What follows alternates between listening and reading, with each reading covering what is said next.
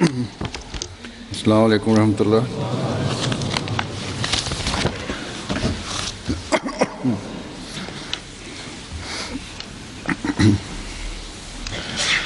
अशहदु अल्ला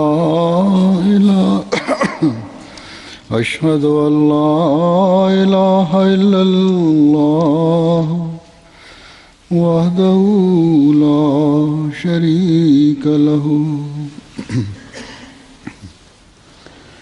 वअशहदु अन्ना Muhammadan अब्दुहु व रसूलुहु अम्मा बादु फ़अऊज़ु बिल्लाहि मिनश शैतानिर रजीम।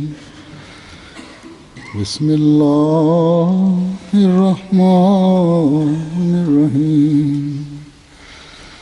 अल्हम्दुलिल्लाहि रब्बिल आलमीन अर्रहमानिर रहीम मालिकि यौमिद्दीन इय्याका नअबुदु व इय्याका नस्तईन इहदिनस सिरातल मुस्तकीम सिरातल लज़ीना अन्अमता अलैहिम गैरिल मग़ज़ूबि अलैहिम वलद्दाल्लीन।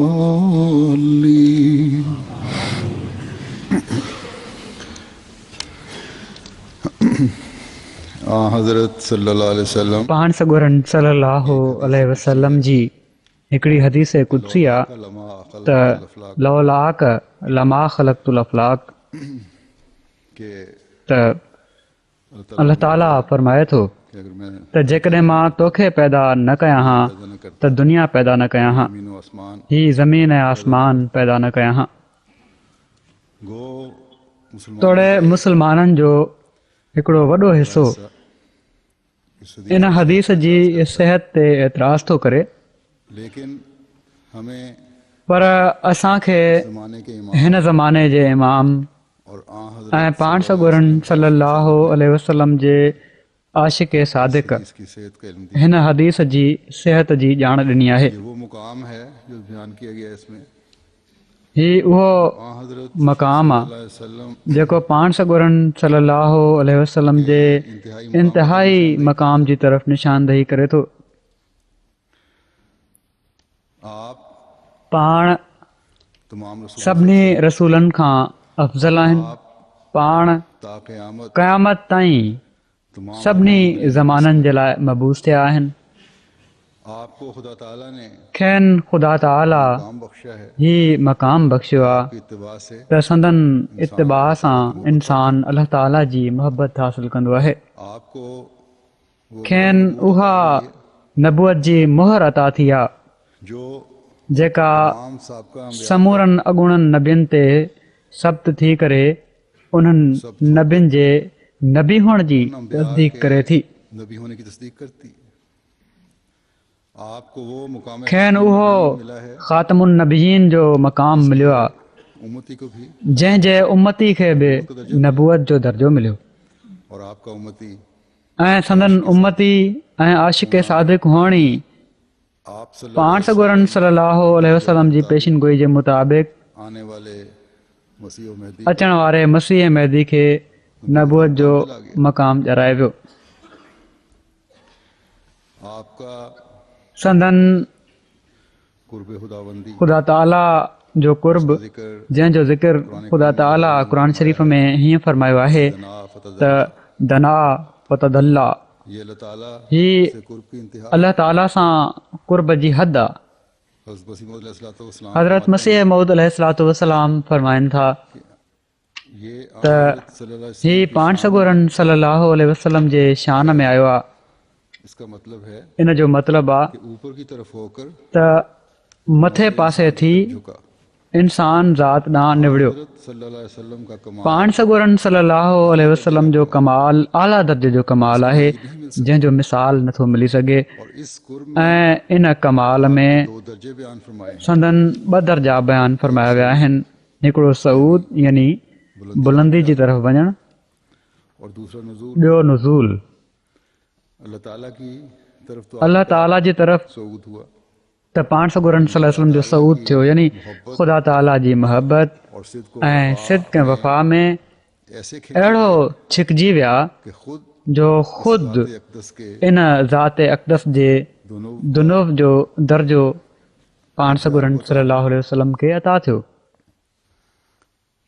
दुनुव अक़रब से ज़्यादा अक़रब खां वधीक अबलग आहे, यहाँ ये लफ्ज़ तंहिं करे हिते ही लफ़्ज़ अख़्तियार कयो वियो आहे। यानी दुनुव कुर्ब की निस्बत कुर्ब जी भेट में वधीक और इंतिहाई ऐं वसी माना ॾिए थो। कुर्ब में तो सिर्फ कुर्ब में त सिर्फ़ वेझड़ाई जो तसवुर पैदा थींदो आहे, लेकिन पर दुनुव में एॾी वेझड़ाई आहे यानी कि एक हो जाना। यानी जो हिकु थी वञणु। फिर आप फरमाते हैं वरी पाण फरमाइनि था त जॾहिं अल्लाह ताला जे और बरक़ात फैज़न ऐं बरकतुनि मां पाण हिसो वरिताऊं तो फिर त पोइ इंसान ज़ात ते रहमत जे लाइ नुज़ूल फरमायाऊं।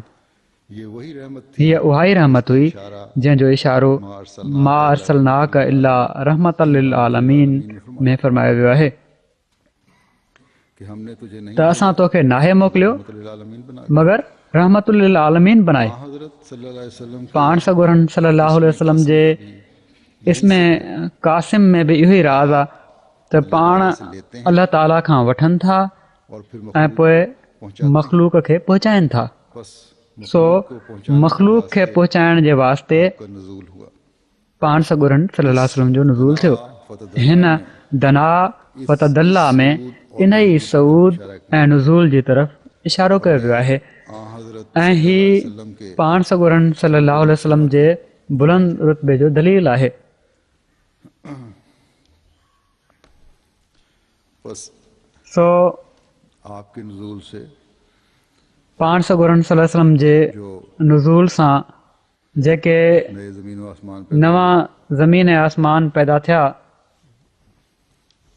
जिसमें जंहिंमें पाण अल्लाह ताला खां इंतिहाई दर्जे जो कुर्ब हासिल करे इंसाननि जी निजात ऐं ख़ुदा ताला सां मोहबत और ऐं अल्लाह ताला जे हुज़ूर शफ़ात जो मक़ाम बि हासिल कयो अल्लाह ताला ऐं अल्लाह ताला खेनि रहमतल लिल आलमीन जो मक़ाम अता फ़रमायो। आप सल्लल्लाहु अलैहि वसल्लम से मोहब्बत को पाण सॻोरन सल्लल्लाहु अलैहि वसल्लम सां मोहबत खे पंहिंजी मोहबत करार ॾिनई। ये बस सब बातें साबित करती हैं हीअ सभु ॻाल्हियूं साबित कनि थियूं कि ये अफलाक भी त ही अफ़लाक बि अल्लाह ताला के ख़ुदा ताला जे साणनि ख़ासि प्यार जे नतीजे में पाण सॻोरन सल्लल्लाहु अलैहि वसल्लम जे लाइ पैदा कया विया। और कोई वजह नहीं कि आपके उलूवे ऐं को सबबु नाहे हम इस हदीस कुदसी त को सही तस्लीम पाण सॻोरन सल्लल्लाहु अलैहि वसल्लम जे बुलंद शान जे लाइ असां हिन हदीस कुदसी खे सही तस्लीम न कयूं। हमने सो हीअ असांजी ख़ुशकिस्मती आहे त असां हज़रत मसीह मौद अलैहिस्सलाम जी बैत में अची पाण सॻोरन सल्लल्लाहु अलैहि वसल्लम जे इन मक़ाम खे सुञातो आहे। हिन हदीस जी वज़ाहत कंदे हज़रत मसीह मौद अलैहिस्सलाम फरमाइनि था त लौलाक लमा ख़लक़तुल अफ़लाक में कहिड़ी ॾुखियाई आहे। कुरान मजीद में है क़ुर शरीफ़ में आहे ख़लक़ लकुम मा फ़िल अर्ज़ जमीआ, ज़मीन में ज़मीन में जेको कुझु आहे उहो आम माण्हुनि जी ख़ातिर आहे। तो क्या त छा ख़ासि इंसाननि मां अहिड़ा नथा थी सघनि अफलाक भी हों? जो उन्हनि जे लाइ अफ़लाक बि हुजनि। अगर ज़मीन में जेकॾहिं ज़मीन में सभु कुझु आम इंसाननि जे लाइ थी सघे थो त अल्लाह ताला पंहिंजे ख़ासि माण्हुनि जे लाइ अफ़लाक जी पैदाइश बि करे सघे थो। फरमाया कि दरअसल फरमाइनि था त दरअसल खलीफा बनाया आदम खे जेको ख़लीफ़ो बनायो वियो त इन में हीअ हिकमत बि हुई त हू इन मख़लूक मां पंहिंजी काम ले मंशा जी मर्ज़ी जी ख़ुदा ताला जी रज़ामंदी जे मुताबिक़ कमु वठे इंसान के काम में लगे हुए हैं, ऐं जन ते उनजो तसरुफ़ न आहे सितारे वगैरह। उहे ख़ुदा ताला जे हुकुम सां इंसान जे कम में लॻा पिया आहिनि। सिज चंड तारा वग़ैरह, नहीं है, लेकिन अल्लाह ताला के यानी जंहिं ते इंसान जो तसरुफ़ न आहे, काम पे लगे हुए हैं। पर अल्लाह ताला जे हुकुम सां इहे सभु इंसान जे कम ते लॻल आहिनि। सबसे ज्यादा अल्लाह ताला जे हुकुम सां इहे शयूं सभिनी खां वधीक पाण सॻुरनि सलम जे लाइ कमु करे रहियूं आहिनि। माज़ी में बि कयाऊं ऐं हाणे बि कनि पयूं थियूं। काम कर रहे हैं पाण सॻुरनि सलम जे ज़माने में किया। शकुल कमर जो वाक़ियो थियो। हीउ हिकिड़ो मौजज़ो हुयो। आप सल्लल्लाहु अलैहि वसल्लम के ज़माने में दुनिया ॾिठो, शकुल कमर का वाक़या हुआ, इन जा तफ़सील हिन वक़्तु बयानु न कंदुसि, दुनिया ने देखा। पर हज़रत मसीह मऊद अलैहिस्सलातु वस्सलाम नहीं करूँगा, इहा ई ॻाल्हि बयानु फरमाई आहे ऐं साबित फरमायो अथनि त ही मौजज़ो थियो। बात बयान फरमाई है और साबित फरमाया है कि मौजज़ा हुआ। ऐं हिकिड़े हंधि हीअ बि फरमायाऊं एक जगह त थी सघे थो किस्म के हीअ कंहिं क़िस्म जी ग्रहण जी सूरत हुजे दूसरों को भी नजर आई, जेका ॿियनि खे बि नज़र आई। और फिर आपने ऐं पोइ पाण सॻुरनि सल्लल्लाहु अलैहि वसल्लम वसल्लम ने पंहिंजे मेहदी जे लाइ जेका पेशिनगोई फरमाई जो पेश त फलाणे महीने में ऐं फलाणे ॾींहं में में सिज ऐं चंड खे ग्रहण लॻंदी। सूरज और चांद को ग्रहण लगेगा, ये भी हीअ बि जो अफलाक अफ़लाक जूं कायनात की चीजें हैं, काइनात जूं जेके शयूं आहिनि उन्हनि खे ताबे करण वारी ॻाल्हि आहे। ऐं उन ज़माने में जॾहिं हीअ ग्रहण लॻी त उन ज़माने जूं अख़बारूं बि इन ॻाल्हि ते शाहिद आहिनि त हीउ वाक़ियो थियो। के गवाह हैं कि ये वाक़या हुआ। बहरहाल बहरहाल इस सारी हिन समूरे से महाग मां मकसद या बयान मां मुंहिंजो मक़सदु बुलंद मुकाम, पाण सॻुरनि सलम जे बुलंद मक़ाम खे बयानु करणु आहे। इसके अलावा भी इन खां अलावा बि मौजज़ात पाण सॻुरनि सलम जा हमें रिवायात में मिलते हैं केतिरा ई मौजज़ा आहिनि जेके असांखे रिवायतुनि में मिलनि था, जिन मां और खुदा ताला के पाण सॻुरनि सलम जे रुतबे ऐं ख़ुदा ताला जे पाण सॻुरनि सलम सां ख़ासि वर्ताउ जो पतो पए थो, जंहिंजा मिसाल पहिरियां कॾहिं बि नथा मिलनि। पर इन्हनि सभिनी ॻाल्हियुनि जे बावजूदु काफ़रनि जे इन मुतालबे ते जेको उन्हनि के इस मुताबिक पाण सॻुरनि सलम खां कयो त असांजे साम्हूं तव्हां आसमान ते चढ़ो कि हमारे सामने या आसमान पर चढ़ें, किताब खणी अचो किताब लेकर आए जिसे हम पढ़ें, तो अल्लाह ताला ने फरमाया ऐं किताब खणी अचो जंहिंखे असीं पढ़ूं त अल्लाह ताला फरमायो कुल सुभान रब्बी हल कुंतो इल्ला बशर रसूला। इन बातों से पाक उन्हनि खे चई छॾ त मुंहिंजो रब इन्हनि ॻाल्हियुनि खां पाक आहे, मां त सिर्फ़ु हिकिड़ो बशर रसूल आहियां। काम गो सब सो पाण सॻुरनि सलम जो मक़ाम तोड़े सभिनी इंसाननि खां वधीक आहे, इंसान कामिल, छो त पाण कामिल इंसान आहिनि। लेकिन पर जेसि ताईं बशर रसूल हुअण जो सुवालु आहे, आप पाण सॻुरनि सल्लल्लाहु अलैहि वसल्लम सां बि ख़ुदा ताला उहो ई सुलूक फरमायो जेको बाक़ी रसूलनि सां फरमाए, जहाँ यानी जिथे जहिड़ी तरह बाक़ी रसूलनि जी उनकी उन्हनि जी क़ौमुनि मुखालफ़त कई, आपसे भी की और आप क्योंकि पाण सॻुरनि सलम जी बि कई हुई। ज़माने ऐं पाण छो त सभिनी ज़माननि ऐं सभिनी क़ौमुनि जे लाइ आहिनि, आपकी तंहिं करे उस ज़माने पाण सॻुरनि सलम जी मुखालफ़त उन ज़माने में और संदन ज़िंदगी में बि कई वई ऐं हाणे बि कई पई थी वञे और की जाती रहेगी। ऐं थींदी रहंदी। बाकी अंबिया का भी इस्तेज़ा हुआ, बाक़ी नबियुनि ते बि तो आपका भी इस्तेज़ा हुआ टोकूं थियूं, चिथरूं थियूं, और किया, त लेकिन सईद पाण सॻुरनि सलम ते बि इहे मज़ाक़ूं कयूं हुयूं ऐं कई पई थी वञे। आपको भी पर सईद फितरत माण्हू पहिरियां बि नबियुनि खे मञंदा रहिया। बल्कि आप पाण सॻुरनि सलम खे बि अरब से बाहर संदन ज़माने में मञियो वियो, बल्कि सभिनी खां वधीक मञियो वियो, बल्कि संदन ज़िंदगी में अरब में ने देखा, पखिड़िजियो ऐं अरब खां ॿाहिरि अरब से बाहर वेझनि इलाइक़नि ताईं इस्लाम पखिड़िजी वियो और फिर तमाम दुनिया ऐं पोइ हिकिड़ी दुनिया ॾिठो और आज त सॼी दुनिया में पखिड़िजी वियो ऐं अॼु ताईं पखिड़िजंदो पियो थो अचे। वक्त आएगा ऐं हिकिड़ो वक़्तु ईंदो जॾहिं दुनिया जी अक्सरियत इस्लाम ऐं पाण सॻुरनि सल्लल्लाहु अलैहि वसल्लम जे झंडे हेठि हूंदी। आप सल्लल्लाहु अलैहि वसल्लम के ज़िम्मे तबलीग का काम अल्लाह ताला ने लगाया। पाण सॻुरनि सल्लल्लाहु अलैहि वसल्लम जे ज़िम्मे तबलीग जो कमु अल्लाह ताला लॻायो। अल्लाह ताला फरमायो बल्लिग़ मा उनज़िला इलैक मिन रब्बिक, कुछ पर उतारा गया है, तुंहिंजे रब जे तरफ़ां जेको कलाम तो ते लाथो वियो आहे उनखे माण्हुनि ताईं पहुचाए। आपने उसमें सो पाण हुस्न ऐं एहसान सां, प्यार सां, अफ़फ़ सां, सब्र सां दुआऊं कंदे ही पैगाम पहुचायूं। गैर त ख़ैर पाण सॻुरनि सलम ते ही इल्ज़ाम हणनि था त तलवार सां इस्लाम पखिड़िजो आहे, पर के मुस्लमान उलमा या उलमा चवराइण वारा बि ही नज़रियो रखनि था त इस्लाम जंगनि जे ज़रिए पखिड़िजो आहे। हालांकि हिजरत खां बाद जॾहिं मके मां मदीने हिजरत थी आहे ऐं पोइ जॾहिं अॻिले साल जंग बदर थी आहे त उन खां बाद सुलह हुदैबिया ताईं मुख़्तलिफ़ जंगियूं थींदियूं रहियूं, जंहिंमें वधि में वधि जंग अहज़ाब में मुस्लमान शरीक थिया हुआ ऐं उन्हनि जो अंगु 3000 ताईं हो। सुलह हुदैबिया महल 1500 माण्हुनि जो क़ाफ़िलो हुयो जेको पाण सॻुरनि सलम सां गॾु मके वियो हुयो। सुलह हुदैबिया ताईं ही तक़रीबन 5 सालनि जो अरसो बणिजे थो, पर सुलह हुदैबिया खां वठी फ़तह मक्का ताईं पौणनि 2 सालनि में जेको लश्कर पाण सॻुरनि सल्लल्लाहु अलैहि वसल्लम सां गॾु मके वियो उन जो तादाद 10,000 हो। सो हीअ बि इन ॻाल्हि जो सबूत आहे त अमुन जा जेके 2 साल हुआ उन्हनि में इस्लाम वधीक पखिड़िजो आहे।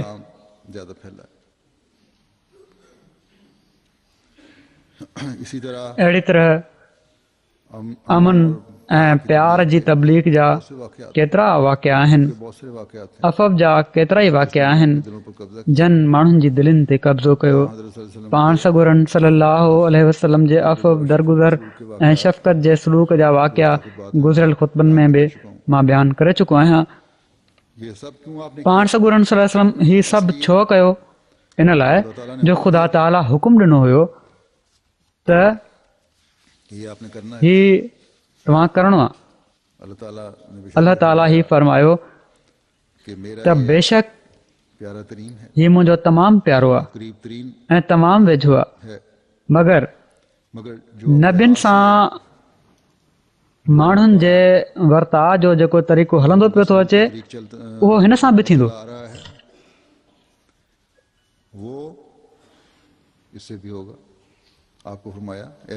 खेनि अलाह ताला फरमायो ए नबी तोसां बि ईअं थींदो, पर तूं सब्र, तहमुल, बर्दाश्त, अफ़व, मुस्तक़िल मिज़ाजी सां तबलीग जो ही कमु कंदे ई वञिणो आहे, सवाइ इन जे जो को जंग मड़े वधि में वधि सख़्ती खां पासो करिणो आहे।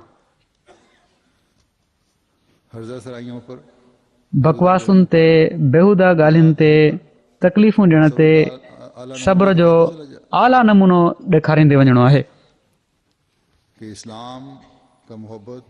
छो जो इस्लाम जो मुहबत ऐं अमन जो पैगाम अहिड़ी तरह ई पखिड़िजणो आहे।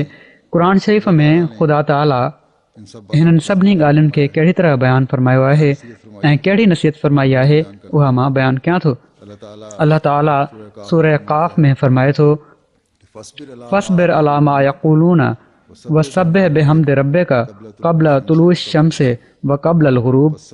सो सब्र कर उन ते जेको हू चवनि था ऐं पंहिंजे रब जी हमद सां उन जी तस्बीह कर सिज जे उभरण खां पहिरियां ऐं लहण खां पहिरियां बि।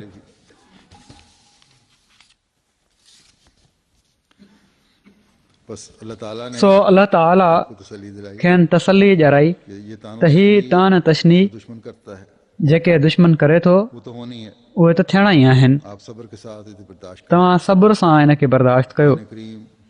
क़ुर शरीफ़ इन्हनि पेशन गोयुनि सां भरियो पियो आहे त अलाह ताला ऐं उन जा रसूल ई ग़ालिब ईंदा। आख़िरकार कामयाब उहो ई थींदो आहे जंहिंसां गॾु ख़ुदा ताला हूंदो आहे।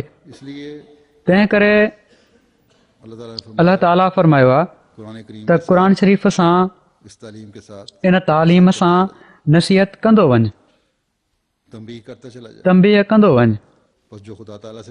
सो जेको ख़ुदा ताला खां डिॼे थो उहो इन नसीहत ऐं तंबीह खां डिॼी पंहिंजी दुनिया ऐं आख़िरत सुधारण वारो बणिजी वेंदो।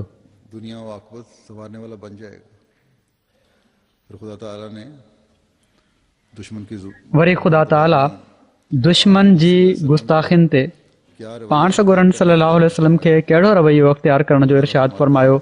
अल्लाह ताला फरमाए थो फस्बिर कमा सबरा उलुल अज़्म मिनर रुसूल वला तस्ताजिल लहुम कअन्नहुम यौम यरौना मा युअदून लम यल्बसू इल्ला साअतम मिन नहार बलागुन फहल युहलिका इल्लल कौमुल फासिकून सबर कर जैसे उलुल अज़्म रसूलों ने सबर किया फहल युहलिका इल्लल कौमुल फासिकून। सो सब्र कर जीअं उलुल अज़्म रसूलनि सब्र कयो ऐं उन्हनि जे बारे में तकड़ खां कमु न वठि। जैसे दिन की एक घड़ी जहिड़े ॾींहुं हू उनखे ॾिसंदा जंहिंखां उनखे डिॼारियो पियो थो वञे त ईअं लॻंदो जीअं बद किरदारों के सिवा भी ॾींहं जी हिकिड़ी घड़ी खां वधीक हू इंतज़ार में न रहिया। पैगाम पहुचायो वियो आहे। सो छा बदकिरदारनि खां सवाइ बि का क़ौम हलाक कई वेंदी आहे। निज़ाम नौ आपकी आमद से सो अल्लाह ताला फरमाए थो त जेको निज़ाम नौ जारी हो चुका पाण सॻोरनि सल्लल्लाहु अलैहि वसल्लम जे अचण सां जारी थियणो हुयो इसलिए उहो ख़ुदा ताला जी तक़दीर आहे।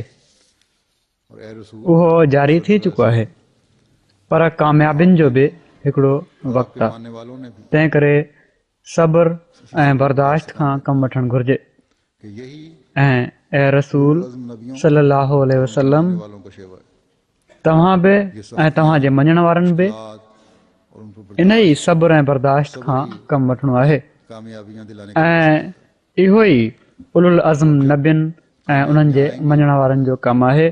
हीअ सख़्तियूं ॾुखियायूं सोचेगा ऐं उन्हनि ते बर्दाश्त ऐं सब्र ई तब उसे ख्याल कामयाबियूं ॼाणाइण जो बाहिस बणिजंदो आहे। जिंदगी ऐं जॾहिं कामयाबियूं ईंदियूं तरह दुश्मन जी पकड़ थींदी त तॾहिं हू सोचींदो त मां छा कंदो रहियुसि। तॾहिं उहो सोचींदो सवाल है त हीअ दुनिया जी ज़िंदगी जंहिंखे मां सभु कुझु सम्झंदो रहियुसि हाथ में लिया है हीअ त हिकिड़ी घड़ी या हिकिड़े कलाक खां वधीक कुझु बि न हुई। अल्लाह ताला ने यही सलूक सो जेसि ताईं दिखाया नबियुनि जे मुखालफ़नि जी पकड़ जो सुवालु आहे अल्लाह ताला हीउ कमु पंहिंजे हथ में वरितो आहे। और पीसा कि उनका नाम पाण सॻोरनि सल्लल्लाहु अलैहि वसल्लम सां बि अल्लाह ताला सभिनी खां वधीक करे इहो ई सलूक ॾेखारियो सरदारान मक्का कहलाते थे ऐं संदन दुश्मननि खे अहिड़ो ची भाटियईं ऐं पीठईं जो उन्हनि जो नालो ऐं निशान मिटाए छॾियईं।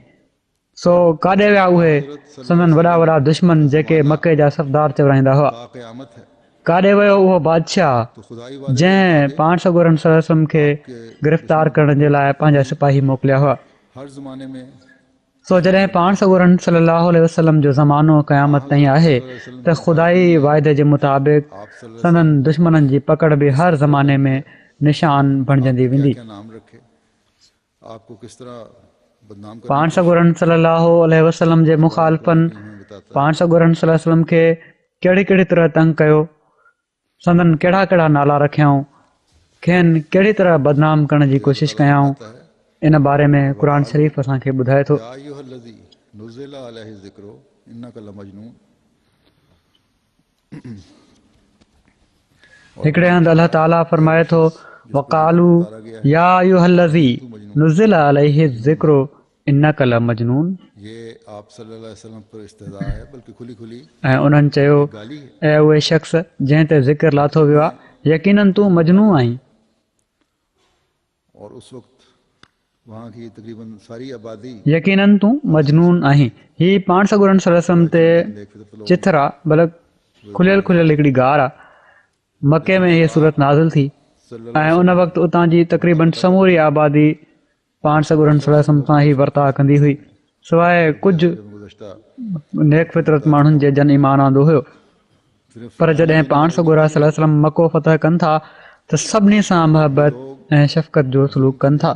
बल्कि जहिड़ो की मां गुज़िरियल ख़ुतबे में ॿुधाए चुको आहियां हीअ माण्हू सिर्फ़ु गारियूं ॾियण वारा ई न हुआ हर एक शब्द का सलूक हीअ माण्हू ज़ुल्म में हद करण वारा हुआ ने कह दिया था ज़ोरी जंगियूं मढ़ण वारा हुआ सूरह फुरक़ान पर पाण हर हिक सां शफ़क़त जो सलूक फरमायाऊं वक़ाल अल्लज़ीना छो त अल्लाह ताला चई छॾियो हुयो त मां पाण पलाह वठंदुसि। आना हुआ वरी क़ुर शरीफ़ में सूरह फुरक़ान में अल्लाह ताला फरमाए थो आओ ज़ुल्मन व ज़ूरा और त वकाल लज़ीना कफ़रू इन हाज़ा इल्ला इफ़्कुन इफ़्तराहु व आनहु अलैहि क़ौमुन आख़रून फ़क़द जाऊ ज़ुल्मन व ज़ूरा।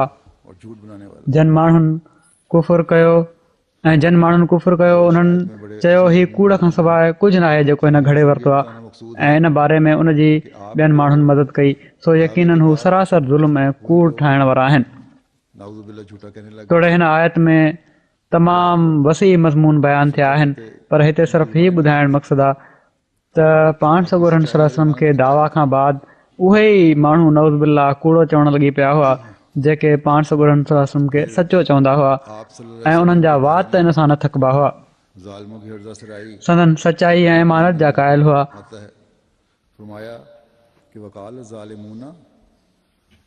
पोइ पाण सॻोरन सल्लल्लाहु अलैहि वसल्लम जे बारे में ज़ालिमनि जी बकवास जो क़ुर शरीफ़ में हिन तरह ज़िक्र अचे थो फरमाए थो वकालत ज़ालिमून इन तत्तबिऊन इल्ला रजुलम मशहूरा।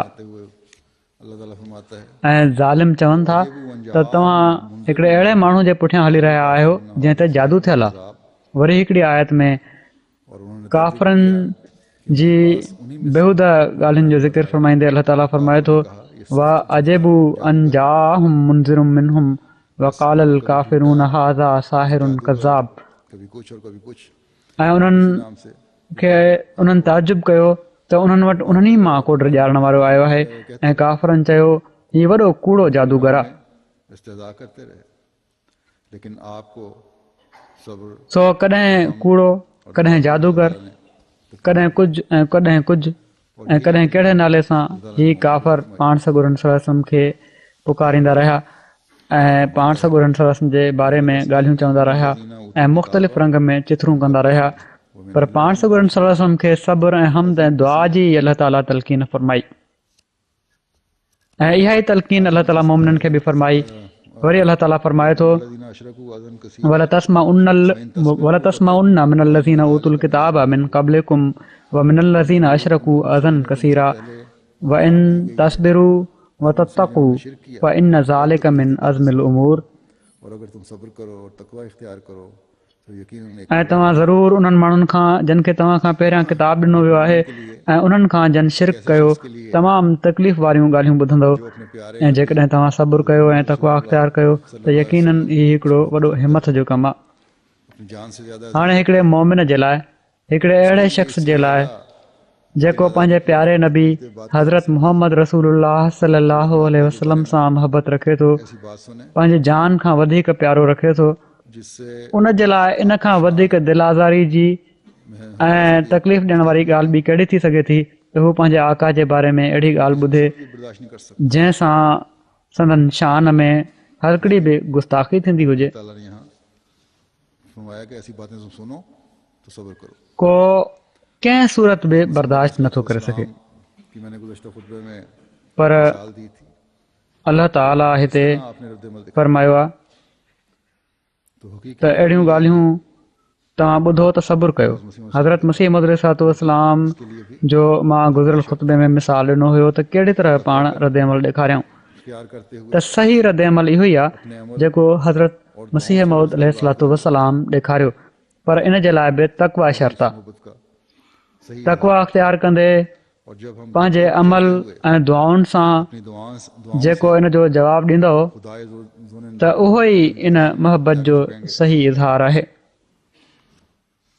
ऐं जॾहिं असीं दुश्मननि जूं ॻाल्हियूं ॿुधी तक़वा ते हलंदे पंहिंजनि दुआउनि सां ज़ुल इंतिकाम ख़ुदा जे अॻियां निवड़ंदासीं त हिननि इस्लाम जे दुश्मननि जे बदअंजाम खे बि असीं ॾिसंदासीं पर असांजी पंहिंजी तक़वा शर्त आहे।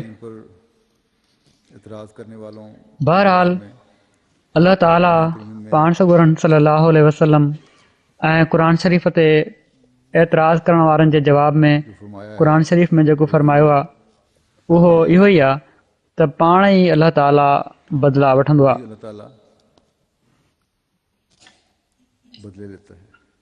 अलाह ताला क़ुर शरीफ़ में हिकिड़े हंधि दुश्मननि खे जेको जवाबु ॾिनो आहे उहो ई आहे त अल्लाह ताला कुरान करीम को सूरह अल हाका में फरमाए थो दुश्मनों का एक जगह फरमाया सूरह अल हाका में इन्नहु लक़ौलु रसूलिन करीम वमा हुआ बिक़ौल शायर कलीलम मा तुमिनून वला बिक़ौल काहिनिन कलीलम मा तज़क्करून तंज़ीलुम मिन रब्बिल आलमीन। कम है जो तुम ईमान लाते हो और ना ये किसी काहिन का कौल है, बहुत कम है। यकीनन ही इज़त वारे रसूल जो कौल आहे ऐं ही कंहिं शाइर जी ॻाल्हि न आहे, तमामु घटि आहे जेके तव्हां ईमान आणियो था, ऐं न ही कंहिं काहिन जो कौल आहे, तमामु घटि आहे जेको तव्हां नसीहत हासिलु कयो था। हिकिड़ी तंज़ील आहे सभिनी जहाननि जे रब जे तरफ़ां। त अलाह ताला हिननि सभिनी चिथड़ूं करण वारनि ऐं संदन मुख़्तलिफ़ नाला रखण वारनि ऐं नऊज़ुबिल्लाह कूड़ो ऐं कज़ाब चवण वारनि खे ही जवाबु ॾिनो। सो ही आहे जवाबु पाण सॻोरनि सलम ते इल्ज़ाम हणण वारनि ऐं चिथड़ूं करण वारनि जे लाइ। पर इन ॻाल्हि जे बावजूदि त ख़ुदा ताला पाण सॻोरनि सल्लल्लाहु अलैहि वसल्लम ऐं मोमिननि खे सब्र ऐं दुआ जी तलक़ीन फरमाई, सब्र ऐं दुआ जी तलक़ीन फरमाई आहे, ख़ुदा ताला ख़ुदि दुश्मन खे छॾियो न आहे। सिर्फ़ु हीउ जवाबु न ॾेई छॾियईं त न हू काहिन आहे, न हू कूड़ो आहे, ऐं न जेके तव्हां इल्ज़ाम हणो था उहे तव्हांजा इल्ज़ाम सही आहिनि। बल्कि अलाह ताला जॾहिं हीउ फरमायो आहे त इन्ना कफ़ैनाकल मुस्तहज़ीन, त उन पोइ इस्लाम जे दुश्मननि खां हिन दुनिया में या मरण खां बाद पला बि वरिता। ख़ुदा ताला फरमाए थो त व अम्मल लज़ीना फसक़ू फमावाहुमुन नार कुल्लमा अरादू अन यख़रुजू मिन्हा उईदू फ़ीहा वक़ील लहुम ज़ूक़ू अज़ाबन नारिल लज़ी कुंतुम बिही तुकज़्ज़िबून वलनुज़ीक़न्नहुम मिनल अज़ाबिल अदना दूनल अज़ाबिल अकबर लअल्लहुम यरजिऊन वमन अज़लमु मिम्मन ज़ुक्किर बिआयाति रब्बिही सुम्मा अअरज़ अन्हा इन्ना मिनल मुजरिमीन मुंतक़िमून। ऐं जेसि ताईं उन्हनि माण्हुनि जो तालुक़ आहे जन नाफ़रमानी कई त उन्हनि जो ठिकाणो बाहि आहे। जॾहिं बि हू इरादो कंदा त हू उन मां निकिरी वञनि त उन ई में मोटाया वेंदा ऐं खेनि चयो वेंदो त हिन बाहि जो अज़ाब चखियो जंहिंखे तव्हां कूड़ो कंदा हो। ऐं यकीनन असां उन्हनि खे वॾे अज़ाब खां पहिरियां नंढे अज़ाब मां कुझु चखाईंदासीं त जीअं थी सघे त हू हिदायत ॾांहुं मोटी अचनि। ऐं केरु उन खां वधीक ज़ालिम थी सघे थो जेको पंहिंजी रब जी आयतुनि जे ज़रिए सुठी तरह नसीहत कई वञेसि पोइ बि उन खे पुठी ॾे। यकीनन असीं मुजरिमनि खां इंतकाम वठण वारा आहियूं। सो अलाह ताला जेको पंहिंजे प्यारे ते हर वक़्तु नज़र रखण वारो आहे, जेकॾहिं दुश्मनी खां न मुड़े त उनखे बग़ैर इंतकाम जे नाहे छॾींदो। जेकॾहिं अलाह ताला जी तंबीहुनि खां न डिॼनि त जेकॾहिं हिन दुनिया में अलाह ताला माण्हुनि जी इस्लाह जे लाइ जेके पंहिंजा के जलवा ॾेखारींदो आहे उन मां नसीहत हासिल न कनि त पोइ अलाह ताला बग़ैर इंतकाम जे नाहे छॾींदो, पोइ ज़रूरु सज़ा ॾींदो आहे। पर अलाह ताला फरमायो आहे हीउ अख़्तियार मूं वटि ई आहे।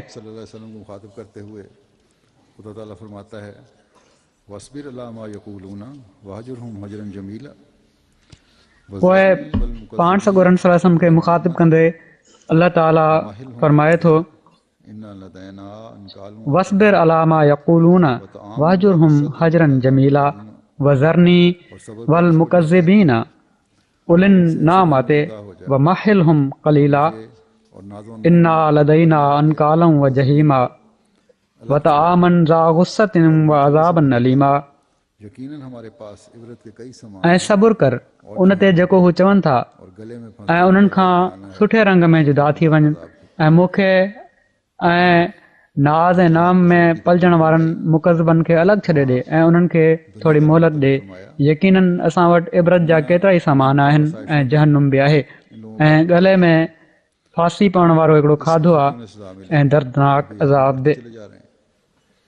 सो जिथे खेनि सब्र जी तलक़ीन फरमाई उते दुनियादारनि जे बारे में फरमायई त दुनिया जी नेमतुनि ऐं आसाइशुनि हिननि माण्हुनि खे काफ़िर बणाए छॾियो आहे। इन कुफर जी उन्हनि खे सज़ा मिलंदी छो त ही हद में वधंदा पिया था वञनि ऐं सज़ा बि अहिड़ी हूंदी जेका ॿियनि जे लाइ इबरत जो निशान हूंदी। सो ही इबरत जो निशान बणाइण जो मामिलो बि ख़ुदा ताला पाण वटि रखियो आहे सुनकर ऐं नबी ऐं मञण वारनि खे सब्र करणु ताला ऐं बिना झगड़े जे जिक्र इन्हनि जी बकवासुनि खे ॿुधी अलॻि थी वञण जो इरशाद फरमायो अथई। अब्दन इज़ा सल्ला अरैता वरी ख़ुदा ताला व अमर बित्तक़वा ख़ुदि पाण सज़ा ॾियण जो ज़िक्र व तवल्ला सूरह अलक़ में हिन तरह फरमाए थो त अराइत लज़ी यन्हा अब्दन इज़ा सल्ला अराइत इन कान अलल हुदा ओ अमर बित्तक़वा अराइत इन कज़ब व तवल्ला अलम यालम बिअन्नल्लाह यरा कल्ला लइल्लम यंतहि लनस्फअम बिन्नासिय नासियतिन काज़िबतिन खातिया फलयदु नादिया सनदु ज़बानिया। की तलकीन करता क्या तूने छा तूं उन शख़्स ते गौर कयो जेको झले थो हिकिड़े अज़ीम बाने खे जॾहिं हू निमाज़ पढ़े थो। छा तूं गौर कयो त जेकॾहिं हू हिदायत ते हुजे हा या तक़वा जी तलकीन करे हा। छा तूं गौर कयो त जेकॾहिं उन वरी कूड़ो कयो ऐं पुठी ॾिनी पेशानी की बालों से सो छा हू नथो ॼाणे त यकीनन अलाह ॾिसे पियो थो। ख़बरदार हम जरूर जेकॾहिं हू न मुड़ियो त असीं यकीनन उन खे निरड़ जे वारनि खां वठी छिकींदासीं कूड़े ख़ताकार निरड़ जे वारनि खां। सो घुर्जे त हू पंहिंजी मजलिस वारनि खे सड़े ॾिसे असीं ज़रूरु दोज़ख जा फ़रिश्ता सड़ींदासीं। सो अलाह ताला जो सज़ा ॾियण जो तरीक़ो हिन तरह आहे। अॼु इन ॻाल्हि ते गौर करण जी ज़रूरत आहे त उन अज़ीम बाने जी पैरवी कंदे जेके माण्हू निमाज़ूं पढ़नि था उन लोगों के लिए भी ऐं जेके बात करने से रोक। उन्हनि खे निमाज़ूं पढ़ण खां झलनि था उहे केरु आहिनि। फिर अल्लाह ताला अपने प्यारे नबी की खातिर सो ही वॾो ख़ौफ़ जो मुक़ाम आहे आसमान पैदा किए हैं जो कंहिंखे इबादत करण खां झलनि था। उससे सजा करने वालों अलाह ताला बढ़ने वालों को पंहिंजे प्यारे नबी जी ख़ातिर जॾहिं ज़मीन ऐं आसमान पैदा कया आहिनि त पोइ नहादू जो हर्रे उन सां चिथरूं करण वारनि ऐं कुफर में वधण वारनि खे ऐं तकलीफ़ पहुचाइण वारनि ते लानत विझंदे फरमाए थो मुस्मई वरायना लय्युम बिअलसिनतिहिम त मिनल्लज़ीन हादू युहर्रिफूनल कलिम अम मवाज़िही व यक़ूलून समिअना व असैना वस्म गैर मुस्मई वरायना लय्युम बिअलसिनतिहिम व तानन फिद्दीन वलौ अन्नहुम क़ालू समिअना व अताना वस्म वंजुरना लकान खैरल लहुम व अक़वम मात को उनकी वलाकिन लानहुमुल्लाहु बिकुफ्रिहिम फला युमिनून इल्ला क़लीला। और बात सुन हीअ सूरह निसा जी 47 आयत आहे। ना सुनाई दे फरमाए थो त यहूदियुनि मां अहिड़ा बि आहिनि जेके कलिमात खे उन्हनि जी असुल जॻहुनि तां मटे था छॾनि ऐं हू चवनि था त असीं ॿुधोसीं ऐं असीं नाफ़रमानी कईसीं अगर ऐसा होता कि वो ऐं कि हमने सुना और ॻाल्हि ॿुध इन हाल में जो तोखे कुझु बि ॿुधण में न अचे तो ये उनके लिए ऐं हू पंहिंजी ज़ुबानुनि खे वकड़ ॾींदे ऐं दीन में तान कंदे राय न चवनि था।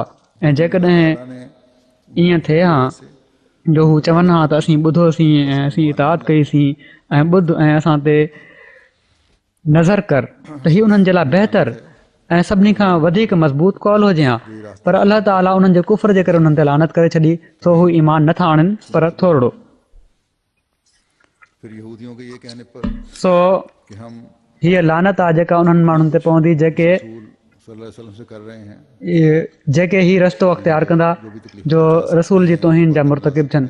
पोइ यहूदियुनि जे ही चवण ते त अगर ये असीं एॾो कुझु हिन रसूल सां कयूं पिया था यानी त जेके बि तकलीफ़ूं पहुचाए सघूं था जेके ॻाल्हियूं ठाहे सघूं था जेके मनसूबा ठाहियूं था यहूदून लिमा नहू अन्हु ऐं ठाहे सघूं था ऐं ठाहियूं पिया था जेकॾहिं ही रसूल सचो आहे त ख़ुदा ताला असांखे छो नथो सज़ा ॾिए। अलाह ताला फरमाए थो वइज़ा जाऊका हय्यूका बिमालम त यका अलम तर वयक़ूलून इलल लज़ीन नुहु अनिन नजवा सुम्म यऊदून लिमा नुहु अन्हु वयतनाजऊन बिल इस्मि वल उद्वान व मासियतिर रसूल मसीह वइज़ा जाऊका हय्यूका बिमा लम युहय्यिक बिहिल्लाह क्या बिमा लम नजर नहीं युहय्यिक बिहिल्लाह वयक़ूलून फ़ी अनफ़ुसिहिम लौला युअज़्ज़िबुना अल्लाहु बिमा नक़ूल हस्बुहुम जहन्नम यस्लौनहा फबिअसल मसीर। छा तूं उन्हनि ॾांहुं नज़र नाहे डोड़ाई जिन खे ख़ुफ़िया मशवरनि खां मना कयो वियो मगर हू पोइ बि उहो ई करणु लॻा जिन खां खेनि मना कयो वियो हुयो ऐं हू गुनाह ऐं सरकशी ऐं रसूल जी नाफ़रमानी जे बारे में पाण में सलाहूं कनि था ऐं जॾहिं हू तो वटि अचनि था त अहिड़े तरीक़े सां तोसां चङ भलाई जो इज़हार कनि था जहिड़े तरीक़े सां अलाह तो ते सलाम नाहे मोकिलियो ऐं हू पंहिंजनि दिलनि में चवनि था त अलाह असांखे इन ते अज़ाब छो नथो ॾिए जेको असीं चऊं था उन्हनि सां निबरण लाइ जहनुम काफ़ी आहे हू हुन में दाख़िल थींदा सो केॾो न बुरो ठिकाणो आहे। किन हदीसुनि मां बि साबित आहे त हीअ यहूदी कॾहिं कॾहिं पाण सॻोरन सलम जी मजलिसुनि में ईंदा हुआ या हूअं मिलंदा हुआ त अस्सलामु अलैकुम जे बदिरां अस्सामु अलैक चई नऊज़ बिल्लाह पाण सॻोरन सलम जे मौत जी ख़्वाहिश कंदा हुआ। जहिड़ो की पहिरियां बि मां गुज़िरियल ख़ुतबनि में हदीस बयानु करे चुको आहियां। इन ते कॾहिं कॾहिं असाब चवंदा हुआ त असीं हुनखे क़तलु करे छॾियूं त पाण फरमाईंदा हुआ न इन लाइ जो हिननि जी बकवासुनि जो मामिलो ख़ुदा ताला पंहिंजे हथ में वरितो आहे। जहन्नुम में विझी जेका सज़ा ख़ुदा ताला ॾियणी आहे उहा हिन दुनिया वारी सज़ा वांगुरु नथी थी सघे। सो जहिड़ो की मां पहिरियां बयानु करे चुको आहियां बेशक पाण सॻोरा सल्लल्लाहु अलैहि वसल्लम ख़ुदा ताला खे सभिनी खां वधीक प्यारा आहिनि। क़यामत ताईं संदन नबूअत जो सिलसिलो जारी आहे। सभिनि नबियुनि खां पाण अफ़ज़ल आहिनि पर इन जे बावजूद सभिनी रसूलनि वांगुरु खेनि दीन जे दुश्मननि जी मुखालफ़तुनि ऐं हर क़िस्म जे नुक़सान पहुचाइण जी तदबीरुनि खे मुंहुं ॾियणो पियो। अलाह ताला पाण सॻोरन सलम खे हर मौक़े ते इहो ई चयो त उलुल अज़म नबियुनि वांगुरु सब्र ऐं दुआ खां कमु वठि। इहो ई संदन मञण वारनि खे चयो वियो ऐं ख़ुदि बि बयानु फ़रमायाऊं त हिननि दीन जे दुश्मननि जी चिथरुनि बेहूदा ॻाल्हियुनि ऐं ख़बास्तुनि जो मां कहिड़े कहिड़े रंग में पल वठंदुसि।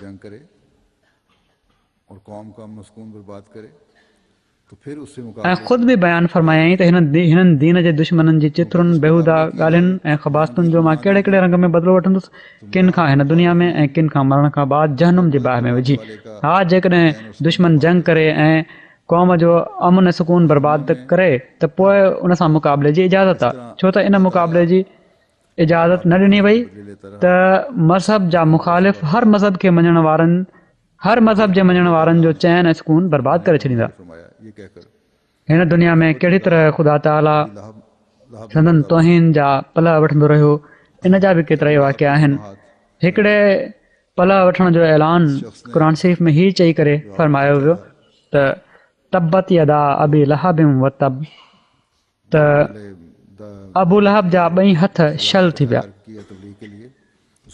जॾहिं पाण पहिरियां दावा कई हुआऊं ऐं उन वक़्तु जॾहिं पंहिंजे मिटनि माइटनि खे तबलीग जे लाइ गॾु कयो हुआऊं त उन शख़्स जेको पाण सॻोरन सलम जो चाचो हुयो तमामु नामुनासिब लफ़्ज़ पाण सॻोरन सलम जे बारे में इस्तेमालु कया हुआ त क़ादिर ऐं सघारो ख़ुदा जेको तमामु सचनि वाइदनि वारो आहे उनखे कहिड़ी तरह पकड़ियो। हिकिड़ी रिवायत में अचे थो त हिकिड़े सफ़र जे दौरान उन ते बघड़नि हमिलो करे ॾिनो ऐं उन जा टुकड़ा टुकड़ा करे छॾियऊं। सो पाण सॻोरा सल्लल्लाहु अलैहि वसल्लम जेके क़यामत ताईं ख़ुदा जा प्यारा ऐं अफ़ज़ल आहिनि साणनि कयल ख़ुदा ताला जा वाइदा बि हमेशह पूरा थींदा रहंदा। हर ज़माने में इस्लाम जा दुश्मन पंहिंजे अंजाम ते पहुचंदा रहिया आहिनि ऐं पहुचंदा रहंदा। अलाह ताला हमेशह असांखे पाण सॻोरनि सल्लल्लाहु अलैहि वसल्लम जे बुलंद शान जा निज़ारा ऐं ख़ुदा ताला जो साणनि प्यार जो सलूक ॾेखारींदो वञे ऐं असीं सही रंग में क़ुरानी तालीम खे बि पंहिंजे मथां लागू करण वारा थियूं ऐं अहिड़ा मोमिन बणजण जी कोशिशि कयूं जंहिंजी पाण सॻोरा सल्लल्लाहु अलैहि वसल्लम पंहिंजी उम्मत खां तवक़ो कई आहे।